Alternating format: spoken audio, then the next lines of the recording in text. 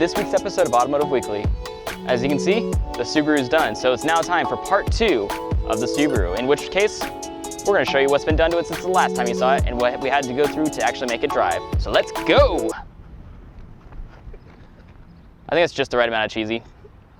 So today, we're going to be putting a new starter motor into the Subaru. Here's the old one. As you can see, it is missing that entire bit right there, so it doesn't actually stay on the engine. So, we have this nice shiny replacement from Rock Auto. We're gonna put it in. Let's do it.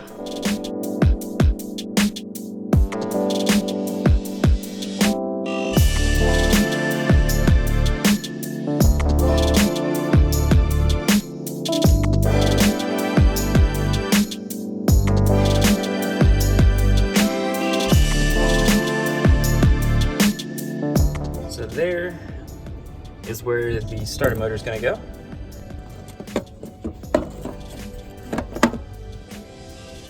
There we go. That's where that's going to sit.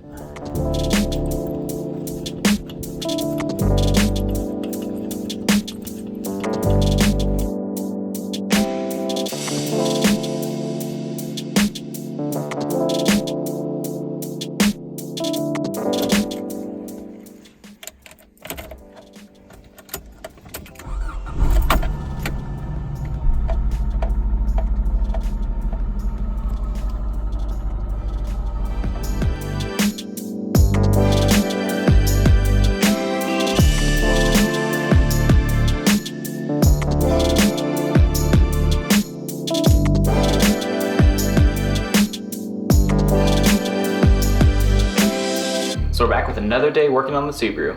Today we got some tie rods and some ball joints going in, so we're just gonna go knock it out. So the part that we're gonna be changing is this piece right here. It goes all the way back to that boot. So that should be hopefully not too hard, but this is why we're documenting it, because it probably will be.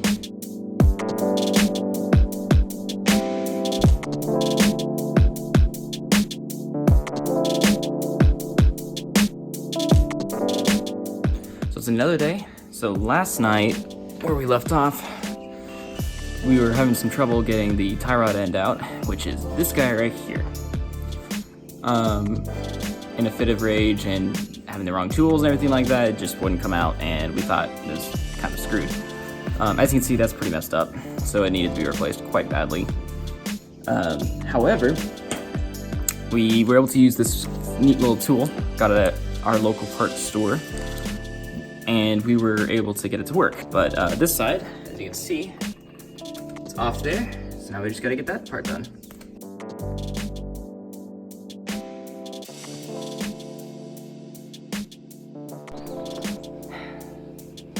It's very dirty, this. Steering racks are not fun, just throwing that out there. Anyway. So as you can see, we got that out, and there's where the old one, or the old tie rod used to go. Here's them side by side, so obviously we cut this one, but what we're gonna do is we're gonna wind this back so that way it equals there, so that way our alignment's not gonna be so crazily off that we can't drive it. We are gonna go get a line directly afterward, but that's okay. And then this comes off as well, and get our wing nuts and everything like that, so start putting the new ones in. All right, got that tie rod in, using our little handy dandy torque wrench here. So now I got that done, we're gonna put the boot back on and then start on this side, wherever that is, there we go.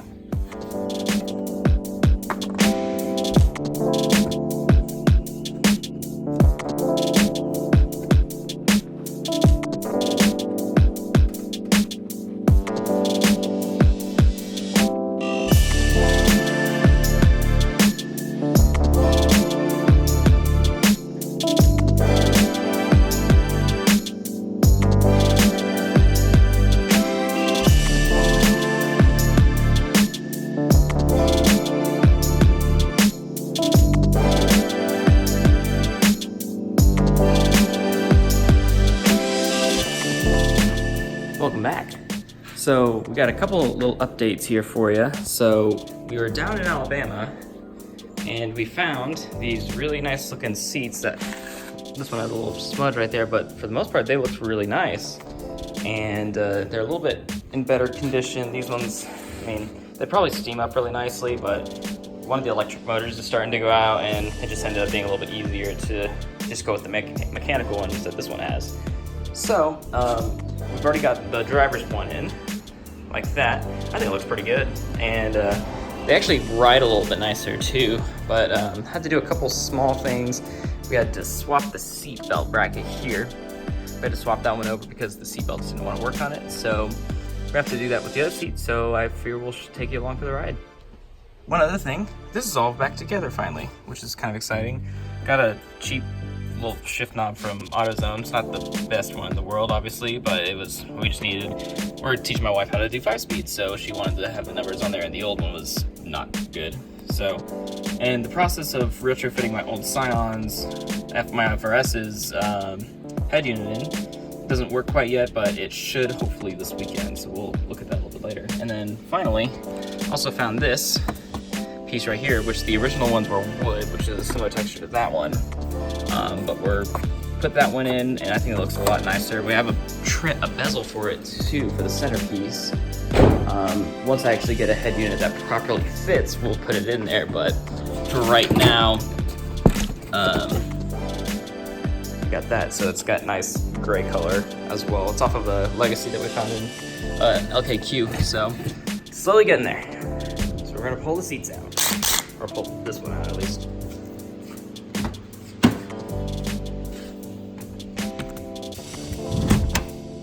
Thankfully, these are really easy to come out.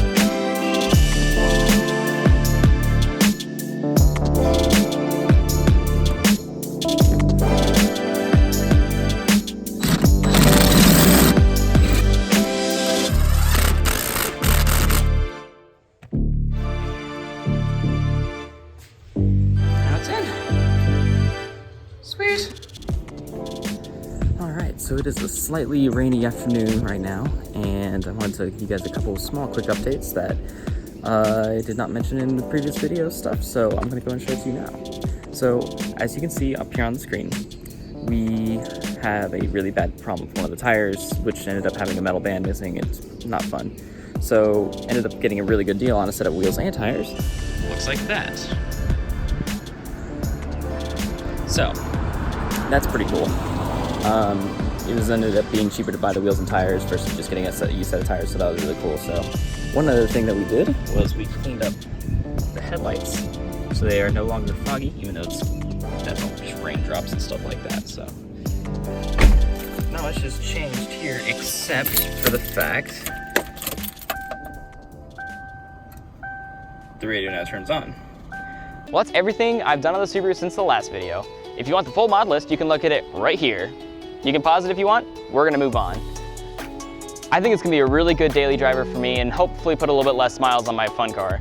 If you wanna keep up to date with all of the stuff that we've got going on, you can follow us on Instagram and Facebook, which you can see right here in the screen, or you can click in the links in the description down below.